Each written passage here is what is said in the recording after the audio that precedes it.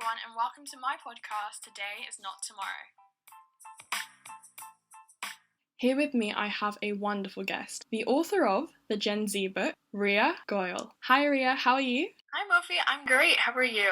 I'm well, thank you. I'm really excited for today's episode. Oh yeah, same here. I mean, I am so excited to just sit down with you and talk about, just me and what I'm doing and the book.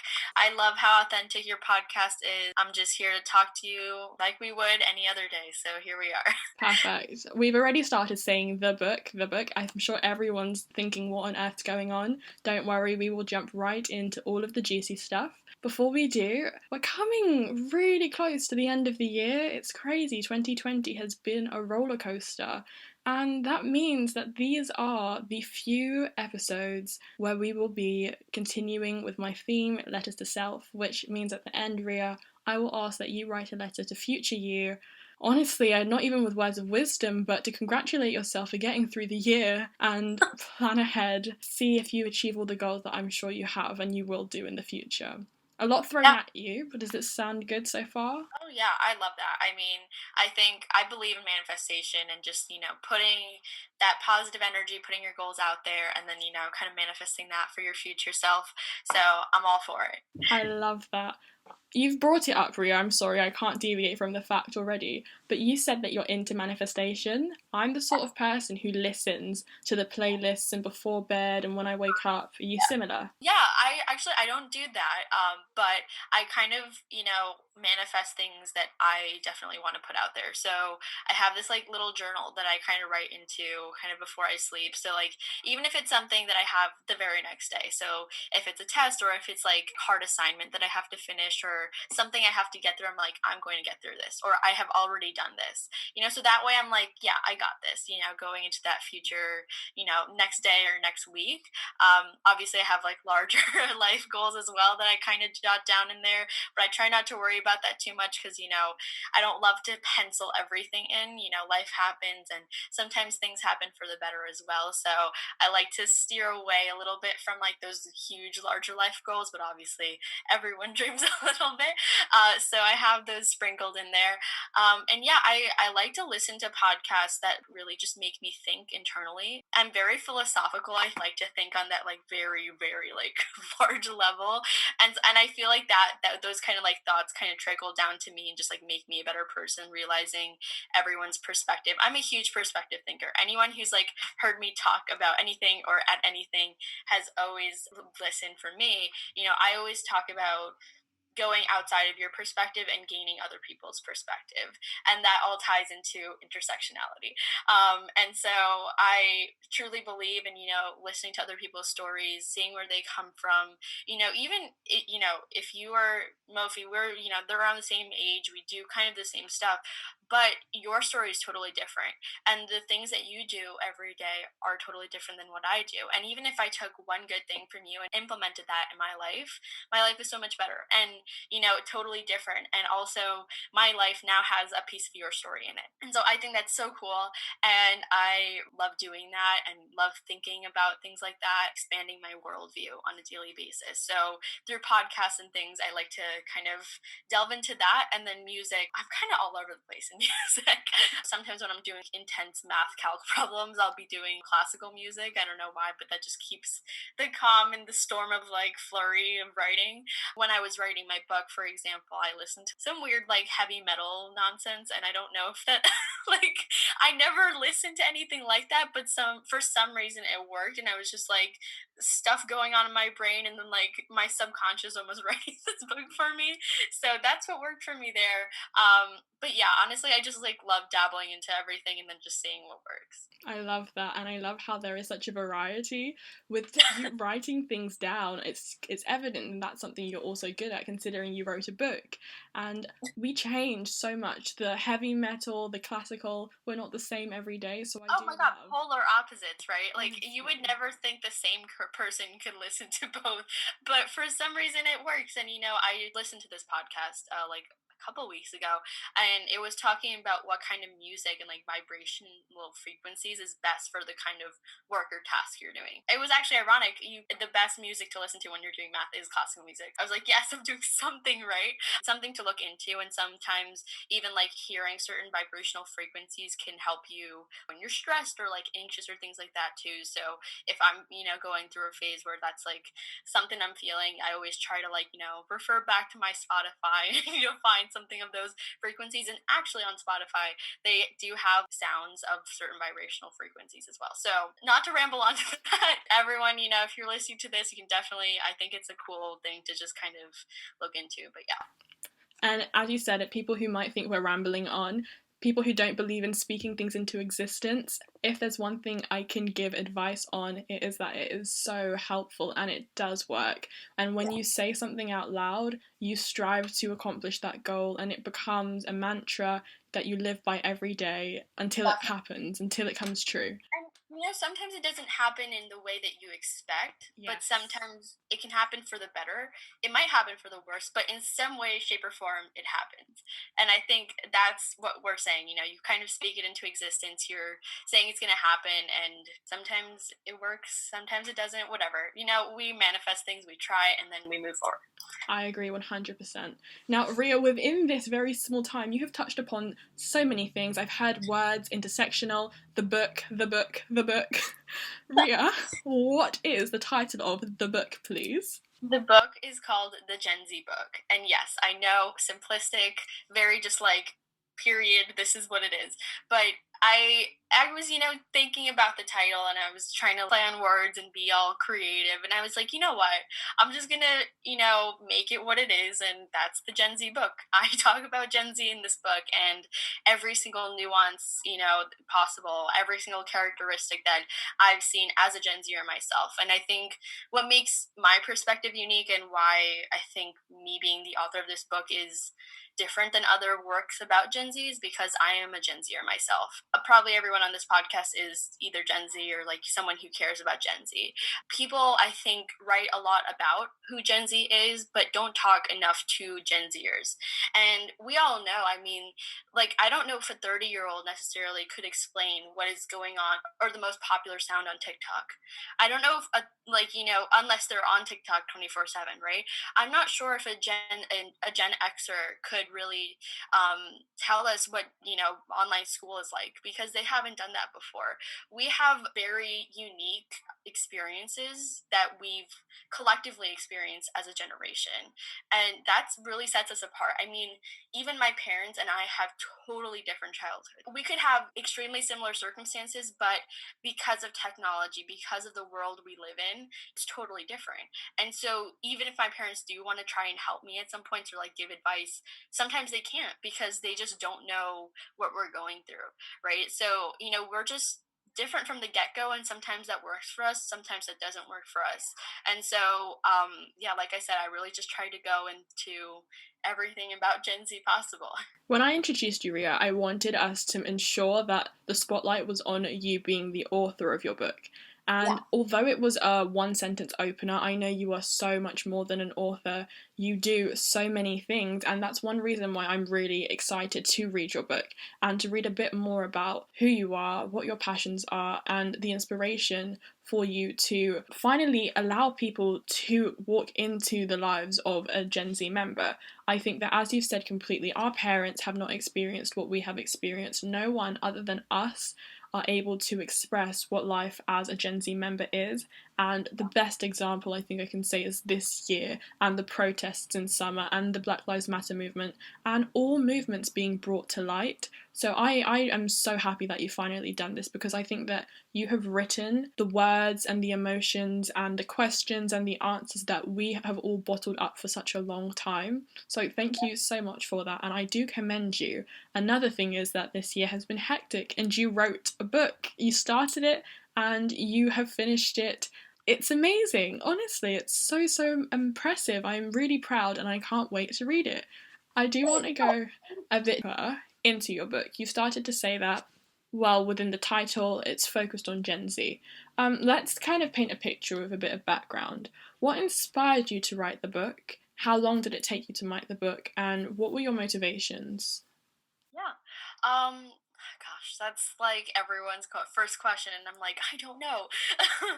I mean, honestly, I started writing the book, I think, let's see, it was like July. And yeah, I know that's really late. And I finished around November, so July, August, September. Yeah, like around 3.5-ish months. I took to write the book. So yeah, I mean, honestly, I was sitting in quarantine. I'm a senior in high school, and I was like, I'm a Gen Zer, but I don't know what that means. What does that really mean? Like everyone's like Gen Z, Gen Z, Gen Z. What does that mean?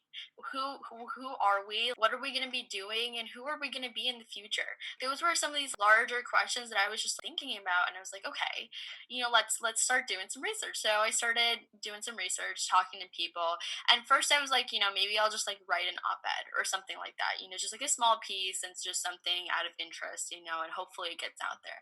But then the more I started looking into things, I was like, okay, maybe this has to be more than that. There's so many different things. And I realized like my own experiences were relatively valuable because, even though I was talking to Gen Z thought leaders and things, we have the same experiences. So I was talking to, a Gen Z CEO, and I'm like, yeah, like I literally feel the same thing, or I can totally relate to you. And so, I also have like a lot of this background information kind of embedded in my experiences already, which was pretty cool. I didn't necessarily have to go on Google. And on top of that, Google wasn't super helpful for this book because there isn't a lot written about Gen Z already. So, this is kind of not to, jump the gun here, but this is kind of like one of the first Gen Z writings because like I said, a lot of people talk about Gen Z and not to Gen Z. So a lot of what's out there is kind of statistics as to how Gen Z is performing in terms of, consumer habits and things like that. But there's nothing really talking about the background of Gen Z and who we are and like who we might be in the next 10, 15 years. And you know what? This book can definitely be updated even in 5 years because we're changing so rapidly. So this book might be irrelevant, I will be very honest with you, in the next 5 to 10 years, but it does provide a background about who we are and who we are going to be. So I think that's kind of my inspiration. What kept me motivated, I think, was just getting through quarantine. It was just like a project I wanted to kind of see through the end, but I didn't really announce it beforehand because I wasn't sure I was going to complete it with everything going on in my life. I mean, I'm applying to colleges, and like the whole college process this year has been nothing short of insanity. So, I was just trying to get through that. But I think, yeah, that's kind of what kept me motivated. I'm like been definitely sitting in this like same room, kind of like chained to my desk in a way. But yeah, I think it's just something that I wanted to see through the end, and that's what kind of kept me motivated. It's perfect. Your motivation has now produced a beautiful piece of writing. I know in the beginning you said that you're very philosophical, so I do want to throw a question your way that will make you think. And I do think Yeah. it's a difficult question because I don't know if there is an answer or if it's possible or what you'll come up with is debatable. Anyone can have a different answer, but what resonates with you most? Now, Ria, this question is, how would you describe Gen Z in one word? Good question. I think, hmm, I think unconventional. Yeah, I'd say unconventional because we kind of challenge the status quo, all the time. We have kind of all the resources we would ever want at our fingertips with the internet. And we've already experienced so much. And so we've already kind of grown up, even though we're so young. So, and we also, in addition to that, have this really innate desire to change the world because we've already experienced all the bad that it can do. And so these are kind of, I think the foundational, kind of pillars of Gen Z. And I think that's what we are really concerned about and what we want to see. And we definitely, everyone can see that we hold people accountable. We hold corporations accountable. We are not afraid to go off on the president of the United States. We really have no boundaries in terms of who we want to talk about, because we know that it's our kind of time right now. Past generations, not to say that they haven't done anything, but just weren't able to make the strides that we need to see in the world in order to make viable actual change. And so I think the onus is almost on us, and we're like, how we need to do something. And again, it's just this really, I think, passion within really and every Gen Zer, and knowledge within every Gen Zer, that the world needs to change, and we are the ones that need to do it. I love your answer, and I think that you have perfectly defined something that can't be defined. I suppose your opinion and perspective is one that many can relate to, some can argue with, but it is blatantly true. You just mentioned that we have access to everything a few clicks away, our phones, what I call the devil's device, and I'll explain a bit why afterwards. We have been exposed to so many things that older generations hadn't at our age. For example, I think it was years ago when I knew what surrogacy was, what a prenup was, maybe a bit more raunchy things were at a young age, because we have been thrown into a deep end where social media plays a very pivotal role in our lives. Do you feel as though this has had a good effect on us? You mentioned that, for example, you're not afraid, or we as a generation aren't afraid to talk to people, i.e., the President of the United States, on higher platforms. Do you think we've been given too much confidence? Do you think we've been exposed too much? What are your views on that? I mean, I think there's good and bad. I mean, I think everyone can say that. But I personally believe that there's more good. And that definitely stems from my experiences with social media. I've experienced some bad, I think everyone kind of has. And like you said, we've been exposed to things very early. And I'm not sure if that was the best thing for our development. But at the same time, I think for me personally, social media has given me a community. I've been able to find friends, people like yourself, all over the world, not even limited to the US for me, that care about the same things that I do, that I can have real conversation with about things I care about. I'm not sure if in my town I can really talk to someone that is as passionate as me about things that I care about. Whereas, you all the way across an ocean care about the same things that I do, and we can really have some engaging discourse on things that matter to us. So, I think it's really just provided me with this community of people that I don't think I would have found otherwise.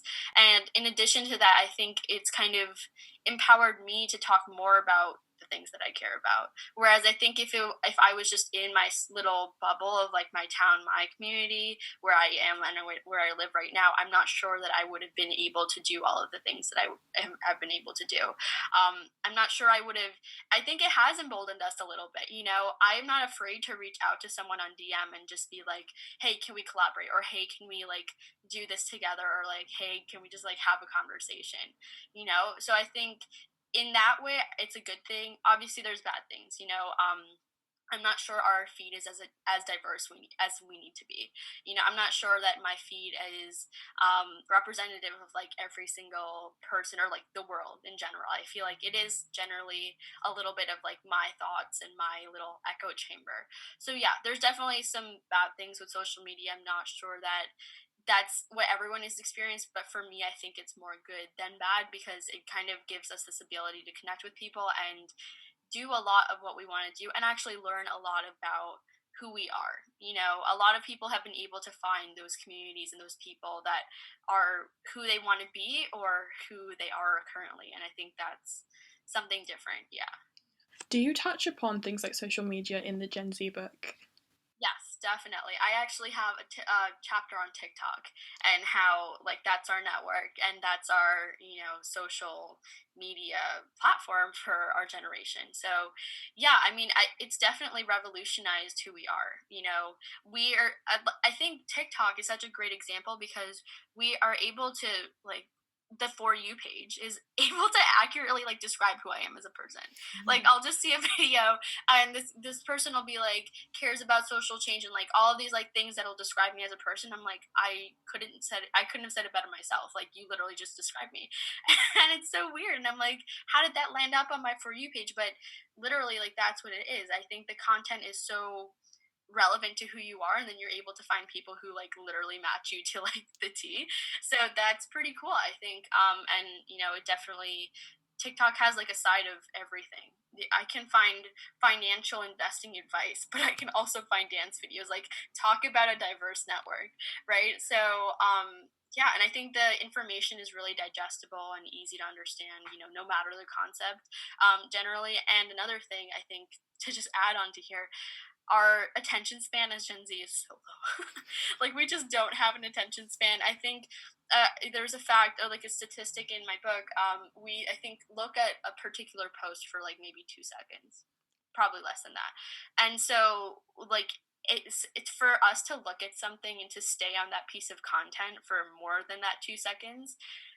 It A needs to be like engaging, B needs to like pop out on our feed of like, you know, sometimes it's scrolling through your feed is a little monotonous and it's like, why am I doing this? But like in order to stay on content, it really needs to attract you, and needs to, you know, attract people, to stay on that content. So it's kind of interesting how that plays out for different creators. Ria, you've mentioned many things, and I'm going to quickly pinpoint one word that you screamed that echoes in all of our ears: TikTok, our attention span, and how these are all disintegrating into very small numbers that accumulate. When I previously mentioned the devil's device, I think TikTok is a brilliant example for many people because it is so addictive, as you have said, and people might go on TikTok and tell themselves, oh, I'll spend a minute or two, come across all these different features. As you said, you've received financial advice, it might be something to do with schoolwork or a dance video, and those minutes that they planned on spending on their phone or whatever it Hours, is hours. turn to hours. Now, I have a confession to make because I don't have TikTok. I only had TikTok during lockdown for desperate times. And on one day of lockdown, I don't know what possessed me, but I stayed up until 5 a.m. watching TikToks. I had bags under my eyes. It was the worst mistake I think I could have made as a human being. It was very out of character. But you know, I didn't have school for what, 3 months? And I didn't. It doesn't matter who you are. Like you Yes. could be the most mentally sane human being that like has every control over themselves in every different and every manner possible, but you will still fall down the hole. It does not matter who you are.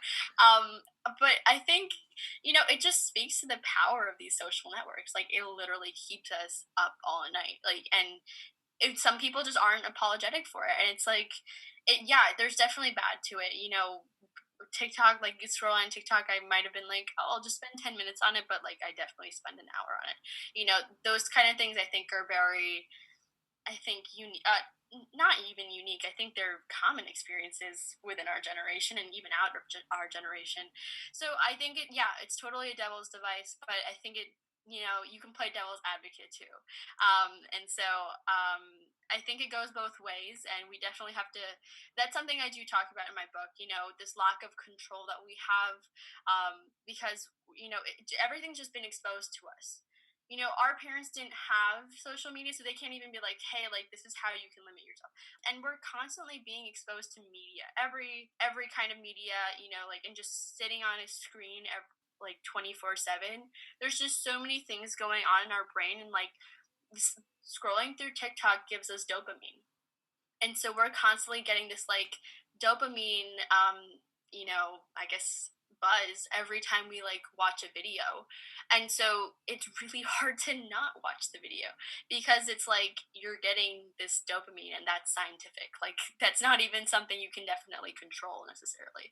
So yeah, you can play devil's advocate, you can also play for the devil, but I think we definitely need to start being a little more controlled and start placing these barriers between, you know, what we have to do and what we have to accomplish, and also, you know, that like leisure time. But I think that's something we will definitely struggle with, in the near future. Even after quarantine, I know a lot of people have actually liked online school because it's easier to some people. It's definitely hard, it's definitely easy. There's again that 50-50 type thing. But it's been easy to cheat online. I'm gonna say, I'm not even gonna. I think everyone already knows it's been really easy to just get things done sometimes because you have everything with like right on this one screen. Where you won't, I mean, at least in my school, we didn't really have a lot of computer use. When we were, and you didn't take exams on your computer, right? So like, there's just so many different things, but I think Gen Z is going to have to adjust to a whole new world, after quarantine ends. For you, like you said, it did kind of, start getting better, but I know, at least in the US, where you're still in a mess. I think it's really just about us kind of getting our life together and then figuring out where our boundaries are, because I think right now we're having a lot of struggle in terms of establishing those boundaries between work and like leisure time. I love bringing up the conversation of social media because, again, we all do the same things on it. We all fall under the same traps and stay on it for an excessive amount of time. But the way that we describe it and the way that we describe our activity and what we do and what can be done and the effects of social media are all intrinsically linked yet very different. So thank you very much for sharing that, Ria. You use social media to tell stories in terms of who you are through your photos. I know that you celebrated Native American Day, which is something I'd love for you to touch upon because I am very unaware of what the celebration is, and I'd love if you could explain a bit more about it. Yeah. So on Thanksgiving, obviously the history of Thanksgiving hasn't always, or really just isn't the prettiest history. Obviously, the white colonizers here, kind of took over the land of the Native Americans, and then we kind of think that Thanksgiving kind of brings us all together, but at the same time, there's obviously a dark history behind it. So, yeah, I mean, I don't celebrate Thanksgiving because, I'm Indian and I'm Hindu, so that's not really in our culture, but obviously living in the US, we kind of, get off on it and everything. So, yeah, I kind of having that ability to kind of remove myself from the situation because I don't celebrate Thanksgiving. I did want to bring a light to the history behind it because I think it does get lost and it's not always a perspective we see. In all of our empowerment of minorities that we've seen in recent years, we haven't seen enough from the Native American and Indigenous community, and that's I think something a perspective that I want to see more of. I have a wonderful friend. I've actually got her on a live on my Instagram. So if anyone wants to check that out, but she is an Indigenous youth, and she has sued. She has sued the Canadian government. Like that is pretty dope. I'm not even gonna, go into that. I mean, I'm amazed by her every single day. But people, Indigenous youth have such a different perspective that I just don't think we hear enough of. They were tasked, by to protect the land and couldn't do that. And their entire, religion, culture, just like set of values has been invaded upon by colonizers, and their rights just aren't being given to them. Even human rights, they're not being treated humanely. I mean, reservations are so far from actual resources like hospitals that some Native American women like give birth on highways because they can't get to a hospital in time. So things like that just blow my mind. And so yeah, I wanted to, use my little platform that I have to talk about, hey, like, just keep those things in mind. You're able to celebrate Thanksgiving, but that's come at a cost for a large population and community that's been wiped out, and there isn't a lot left, and we need to, amplify their voices in order for their values, which are absolutely amazing to hear about, to really stay with us. And so, yeah. This is something I was unaware of, so thank you for shedding light on it, Ria. As you said, there are lots of stories and there are lots of celebrations, but we don't know what the root cause was and we don't know the background, so I appreciate that you use your platform to vocalize what the truths behind these messages and these And stories and it's celebrations not to are. say that you don't celebrate Thanksgiving because, of, Native American culture or heritage. It's more of like, hey, just like take it with a grain of salt, and then Mm. also work actively to amplify the voices of those who are unheard.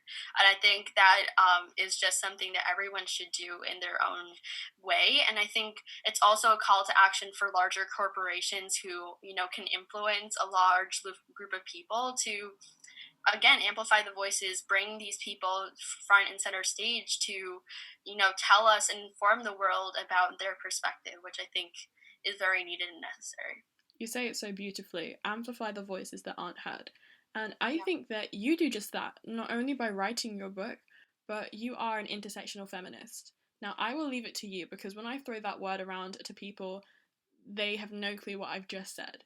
Ria, please Yeah. can you explain what it means to be an intersectional feminist? I am so with you, Mofi. I mean, it is hard to explain. And gosh darn, like it took me a long time to understand what intersectionality meant too. But I think once I understood it, there is no going back. And so, intersectionality, I like to think of it like some sort of, I like to think of it through the lens of like a social justice issue. So take anyone, let's just say feminism. And so, like, that's an umbrella issue, for example. But there are so many intersections within that umbrella issue that all have a unique set of experiences and problems and things that need to be addressed. So we can take women of color and feminism. That is a totally different narrative.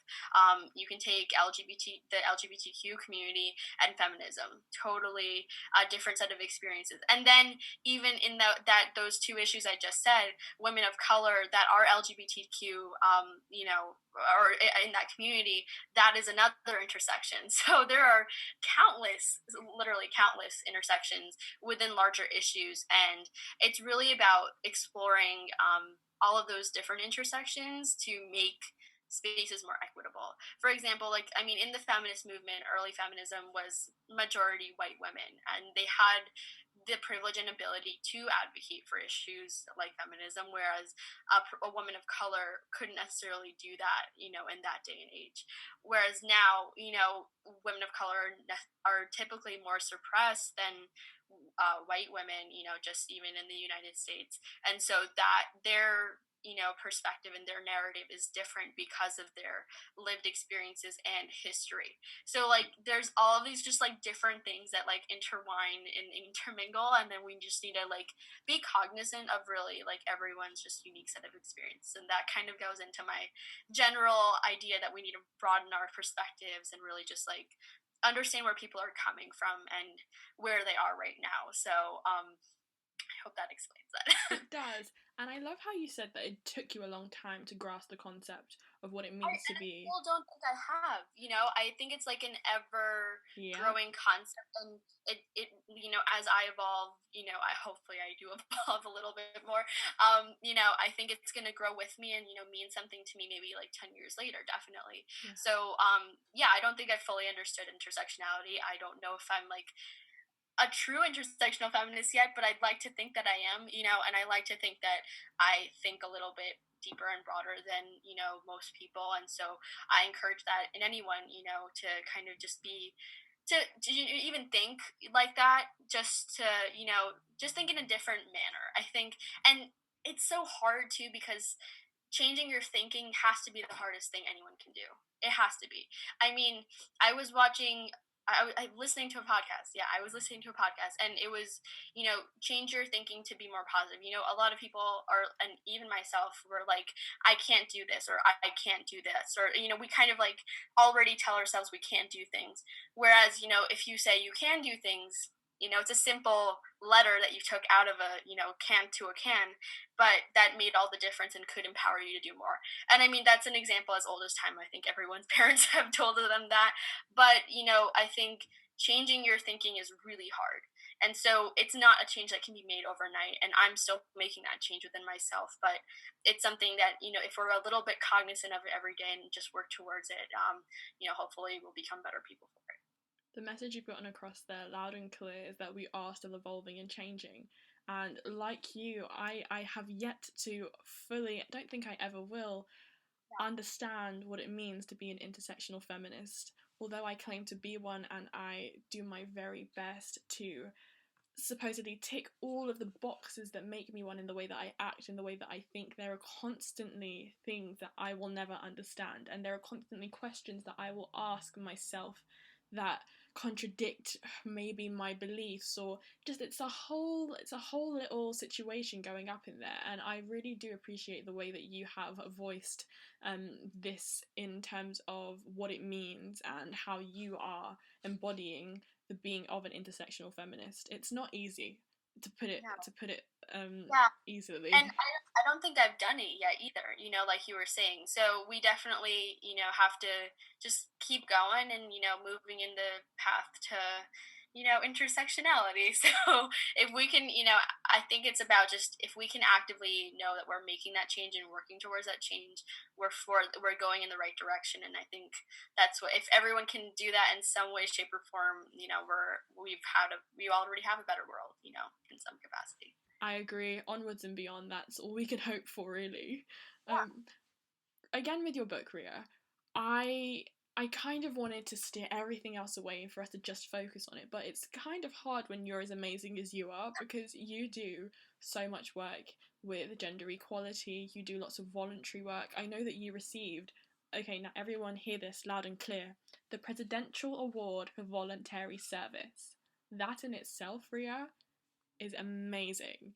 And I don't think that the title can prove just how much hard work and dedication and volunteering went into you receiving this award. But you are very selfless and you put the needs of others before your own, which is something I really, really admire of you. So it's amazing. I know this is about your book and I know that you do so much more, but there is always a time and place to acknowledge these things, and I wanted to use that time to acknowledge your hard work. So thank you so Yeah. much. I mean, I think I wouldn't want I don't want to say I'm like, the most selfless human being, and I don't want to say I'm perfect, because I think even like my social media feed, like I've talked to friends and they're like, Ria, like we're getting imposter syndrome from you. And I'm not trying to like put myself up on this like pedestal here where I'm, great and everything. I get imposter syndrome from other people's accounts, like 100%. And so I'm not perfect, and I think social media, and like backtracking to that, I was just kind of even looking at my Instagram while I'm talking to you, and I'm just like, oh my god, like It's yeah, such a this Gen is, Z members here. That I, is. I know, but like I mean, the picture that we can paint on social media is so far removed from what is actually going on in someone's life. I mean, like I'll be very transparent. I really do try to be like, I was really depressed yesterday because like there's just so much going on and like I don't know if I can handle it. But like that doesn't necessarily come off in like a cute Instagram picture that I put on my feed. And I think it's really just it's hard, and it's something that I'm trying to do more, to be more transparent in my feed and like talk about the bad days. I mean, I think I've started to make some more posts about it, and just like how tired I am after everything that I do, and like how little sleep I get. And it's not to like romanticize such things, because I think it's so important to take care of yourself. And something that I've really learned, the past, like my 2019 to 2020 has, not only because of the coronavirus but just in general, has been a really tough year for me, because I took on way too much of a load in school, which I think almost everyone can relate to in some point in their lives, just like doing too much. And then with all the, activisty things, and like being a girl advocate and being a girl up teen advisor, and like all of the things, really just stressed me out. Like I was probably sleeping 2 hours a day. That was definitely not healthy. I wasn't eating enough, or like, it's just not something that everyone saw, but like definitely something that I was feeling. And so, even after 2020 is over, and I'm just so looking forward to it. I think it's something that I definitely want to start talking about more, and I don't think I've talked about enough. How hard it is to balance everything. And I mean, I don't think people talk enough about activist burnout, because it really is such a big thing. I mean, I think every activist who genuinely like wants to do the work and make that change is always taking on so much, and then like not thinking about what they can handle. And so there's so much like work to be done, and then it's not able to be delegated in a proper manner, and then we burn out. And burning out is the worst feeling because there's no motivation to keep going, and that's the hard part about it. So I veered off totally from your question, but I think it's something to acknowledge because it's not always, the pretty Instagram feed and everything like that. And I think that's something, again, I'm trying to do personally. But I, again, like, if there is any platform that I do have, I encourage everyone to talk a little bit more about what they're experiencing on a day to day more, because we're on social media for so long, for until 5 a.m., and then we're seeing everyone being perfect, and then we're thinking, gosh, like, I'm not that. And that makes us pissed. And I mean, in every right way possible, because obviously you're seeing everyone doing all the great things, but you're not seeing the bad side of things, and you're not seeing the underlying what's going on behind the scenes. You brought up a few very important things that I would like to discuss, and I'm just going to break it down to make sure that I counter every point you said. I think to start off with, Ria, your response to my response to your previous response showed just how humble you are. I don't think you've realised that, and again, it's to do with you being selfless, and it's to do with you not believing you are selfless. It shows your humility. I think moving straight on, you mentioned something that many people are unaware exists, and that is an activist burnout. I can honestly say that prior to joining Girl Up, which I'm sure if you've been a member on this podcast for a long time, you know is a phenomenal organisation that helps to empower girls and women globally, that was my peak. And I really was so near stopping voicing my opinions and being an activist and actively bringing up these topics and speaking to people and bringing up these discussions and doing the whole shebang, that was my peak, and it just kind of plummeted. And being with Girl Up for about a year now, before I got as involved as I am now, that was my burnout, and it is draining because I can say from my experience, you feel as though you've done everything, yet you've done absolutely nothing. You I have love how you put that. Really, genuinely, that is it. Because you feel like, you're on top of the world, and, well, in every right way, right? And you're like, oh, like, I've reached this certain level of, like, amazingness, and, like, I've done a lot. But there's also so much more to be done. And I'll just talk as a teen advisor. I mean, my class is amazing. Nothing short of it. I mean, every girl in, my class is just doing the most and doing the best thing that they can in their situation. It's just mind blowing. So yeah, like, the first day I met them, I was like, oh my god, like, what am I doing? Like, I'm doing nothing compared to these girls. And so I think that's where the imposter syndrome kicks in, and then, like, that into, like, in partnership with activist burnout, just is a flurry into, like, gosh, I don't know what I'm doing with my life anymore. And so yeah, it's really tough. And I think social media, the bad thing about it, it's that, someone in my teen advisor class maybe just got an award, and, like, I didn't get that award. And so I'll be like, oh my god, like, I should be doing a little more so I can get that award next time, or, like, those kind of things. So it's always like you're not doing enough. And I think that's a little bit perpetuated by social media. So in that, in that way, I think it definitely is harmful, because it's like, yikes, there's always work to be done. But at the same time, we just need to be like, you're doing enough. And I don't think I tell myself that enough. I don't think, that's something that I can genuinely say I do. And I will, outrightly say that. But, I think we just need to have a little more self love and everything. I agree completely. Social media doesn't paint the entire story. And to kind of continue on, I had a conversation with someone who doesn't actually classify themselves as an activist, and I'll get onto this in just 1 second.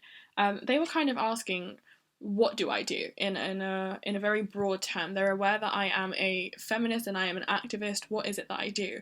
And I started off by saying I do everything behind the scenes, because I think that was the perfect way to put it. I am very much involved, yet no one might know, and I'm okay with that. Because again, I feel as if this is my slow recovery from activist burnout. And if it's this route that I need to take to get back to where I was, then it's a route I will take. Even by starting up this podcast, I have had so many people come up to me and start conversations that they had never thought they'd engage in, and that's something I'm very grateful for. Now, this person didn't identify themselves as an activist, and that's because they didn't believe they were an activist. When they started to tell me a bit more about the work that they do to help girls be more exposed into the STEM division, which is kind of how we cross paths, that's something I'm very passionate about, I said, I don't see why you're not an activist. You don't give yourself enough credit. What you are doing is the work of an activist, so don't take away from what you are.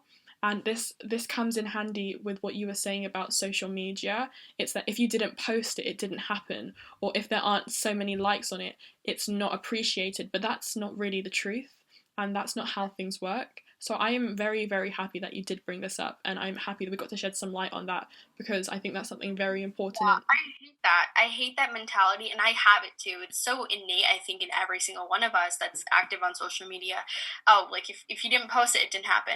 And that could, forget about an event or like something cool that you did. Like it could even be like something cool that I ate at a restaurant. Like if I don't post about it, I feel like I didn't do it, you know? And so, yeah, it's like this constant, it almost like brings us back, even though we want to go away from it, you know, to social media. It's always like, I have to post about this because this is pretty cool. And like, if I don't post about it, people won't know about it. And so like it's this again like perpetual cycle that I think makes it very it makes it very inescapable and hard to escape. But you know, I think we'll, as if we can start establishing boundaries in terms of what how much time we can give to ourselves and how much time we can, you know, set aside to make content and like, you know, do things like in social media, in the realm of social media, I think we'll all be for the better. I agree with you. Now, oh, I keep on saying this, Ria. I introduced you as an author because I knew that this would happen. I knew that we would start talking about everything other than your book. If it's okay with you to kind of rein everyone back in, how about we give them a little teaser? Is that possible? Yeah, so I would love to read from my intro, and Yes. so I will do like a little 3 paragraph reading right here, Oh, exclusive for Mofi's podcast. I thank you. Okay, yeah, okay, so here is some of the introduction. Okay, so I'm sitting down to write, and I'm 16 as of now. Oh, let me just preface that really quickly. This book is extremely conversational. Putting that out there right now. So it sounds like I'm talking because I want to make this very readable. And I want to make sure you're not like falling asleep while you're reading the book. I want it to be engaging and to be like we're having a conversation. So if it sounds like I'm just talking, very intentional that I am. Okay, cool. I'll start again. Okay. So I'm sitting down to write, and I'm 16 as of now, but I also have the world in my hands, and that's the power of Gen Z. One of my first interviews for this book was with Ava McDonald, the CEO and founder of Zfluence, an influencer marketing company. Ava got the idea for her company after scrolling on her Instagram feed and seeing a post from an influencer with a caption exactly copy pasted from their email correspondent with the brand. Ava realized that this influencer probably didn't care too much about the brand, but the paycheck, rather, and that's why so little thought went into the post. This made her realize the importance of authenticity in marketing and campaigning, and her company's Zfluence is the first and only digital solution that connects companies directly with leading members of Gen Z who love their products and want to promote them authentically to their friends and network on social media. Now, let me backtrack for a quick second. Ava formed her company in her senior year of high school, and I'm a senior right now, and has already had her work featured in Forbes magazine. This sounds prodigal, and any other person could name a million excuses as to why they wouldn't do the same thing, but this nature, attitude, reality, and is the state of Gen Z. We are creators, innovators, and we're about to change the world sooner than you might think. Often, the kind of analysis and understanding that the world has of Gen Z is done by older generations and big companies because of the large impact that Gen Z will have on our world. In general, our generation is so undefined because so much of our generation is so young. And also because of the diversity and large size of our generation, we really don't know what to expect. Through this book, I hope to bring some clarity as to who Gen Z is as a generation and what to expect in the future from our generation, from someone that is part of our generation. Oh my goodness. Ria, that was exceptional. Thank you. Wow. I was hanging on to each and every word you said. I love the conversational aspect, number one. And number two, the truth. Yep. Plain and Everything, simple. exactly. That was so beautiful, and it was so ironic because in the beginning what you were talking about is such a typical Gen Z thing, social media and quick advertising and marketing and grabbing someone's attention and not paying that much attention by looking at a post for 2 seconds, copying and pasting it to write something that you might not have really known much about. You just threw in everything there. That's for the paycheck. Exactly. Oh, I'm mind blown. Thank you so much. I feel now that if you weren't already thinking about buying this amazing book, you've got to do it. And I know that I'm waiting. I am going to get my book and it's going to go on my shelf. And I will post and let everyone know when the time has come. I can't wait. Oh my goodness, Ria. That was so lovely. Thank you so much for sharing that with me. I hope that this might have convinced you to release an audiobook because I'm not an audio listener, but I feel like I would have listened to such a conversational book as an audiobook for sure. Yeah. You know what? I might be thinking about it, but I definitely have to get published first. And I just want to do a quick PSA here about the process in which I'm publishing. So it's a little bit unconventional. I'm doing a crowdfunding pre sale campaign where all of you can be part of my initial author community. So, yes, if you go on my Indiegogo website, which I'm sure Mofi will share out, there is, some perks and things like that you can buy. You can buy an ebook copy, you can buy a paperback copy, a couple paperback copies, whatever you'd like. And so I have to raise $5,000 in order to raise the money for publishing and editing costs. Obviously, I could not do this without my editors, and although I can write, very well, it's not well enough without the editor's help, and I need a publisher as well. So the 5,000 is the cost for that. And so through this crowdfunding model, I'd be able to get all of you in this author community. So some of the perks of being in the community would be helping me choose my cover. The covers that you see right now are mock-ups, so they're not what the final cover will be. It'll be definitely a little bit more interesting. And obviously with all of your feedback, I can make it something very unique and representative of Gen Z. And in addition to that, you'd be able to read the introduction early. This was what I read was only a snippet from our introduction, so you'll be able to get access to that earlier and a lot more that you can check out on the Indiegogo. So that is kind of the model in which I'm doing it, and I think it will help create a buzz around the book before it actually comes out, which will be in April of 2021. So yeah. Thank you so much, Ria. And if you didn't notice, you got two. Oh my goodness, is from me. And that I can say is honestly when I'm speechless. So, for someone who loves reading and who is very critical, you've got my go ahead for sure. And I can't wait to become a part of this platform so I can help with things like choosing the cover and getting a few more sneak peeks. If you haven't, please do donate towards this book. I know you want to read the rest of it just as much as me. So let's do this and let's help Ria kick it off and hope that people from all corners of the world are able to read into something that will be very educational, and I think a matter of time that we had such a book. Ria, I have loved having you here, and although I never got to talk about Geminism with you, which I'm gonna have to read the book possibly to find out a bit more on, I would love for you to write your letter to self. Yeah. Thank you so much, and take it away, please. Yes. Okay, so dear future self, you've done some pretty amazing things so far, but there's definitely a lot left in store for you. I know certain things that we are, I'll just say we because I'm talking to my future self. But yeah, there's certain things that, I definitely want, and I will put it out there. I want to be on Forbes 30 under 30. I want to be on Teen Vogue's 20 under 20. I have those goals, but if it doesn't happen, the journey has been worth it. And there's a lot that I've accomplished, and I know that there's a lot that we are going to accomplish in the future. And so whether that be getting on that lovely list that I'd love to get or whether that be the book becoming a bestseller, or whether that be coming out with an audiobook or a hardcover. There's so much more in store, and just got to hang in there. And so, future self, I hope that you know how amazing you are, and I hope that you continue the work that I have started as of now. I hope that does it. It does. Thank you so much, Ria. I felt like saying amen at the end just to make sure that it happens. I was like, amen, all of these things are going to happen to Ria because you are hardworking and you are an innovator.